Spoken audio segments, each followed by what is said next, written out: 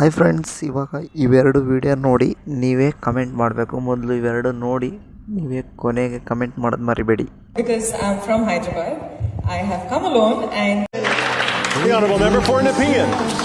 ಮಾನ್ಯ ಸಭಾಪತಿ, ಕೆನಡಾ ದೇಶದ ಸಂಸತ್ತಿನಲ್ಲಿ ನನ್ನ ಮಾತೃಭಾಷೆ ಕನ್ನಡದಲ್ಲಿ ಮಾತನಾಡಲು ಅವಕಾಶ ಸಿಕ್ಕಿರುವುದಕ್ಕೆ ನನಗೆ ಸಂತೋಷವಾಗುತ್ತಿದೆ.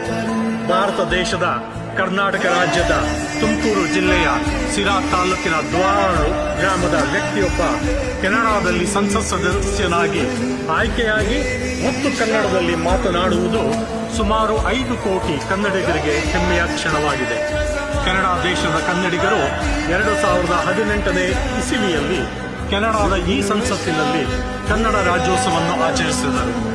ರಾಷ್ಟ್ರಕವಿ ಕುವೆಂಪು ಬರೆದಿರುವ ಮತ್ತು ನಡಸಾರ್ವಭೌಮ ಡಾಕ್ಟರ್ ರಾಜ್ಕುಮಾರ್ ಹಾಡಿರುವ ಭಾವಗೀತೆಯ ಕೆಲವು ಪದಗಳೊಂದಿಗೆ ನನ್ನ ಹೇಳಿಕೆಯನ್ನು ಮುಗಿಸುತ್ತಿದ್ದೇನೆ.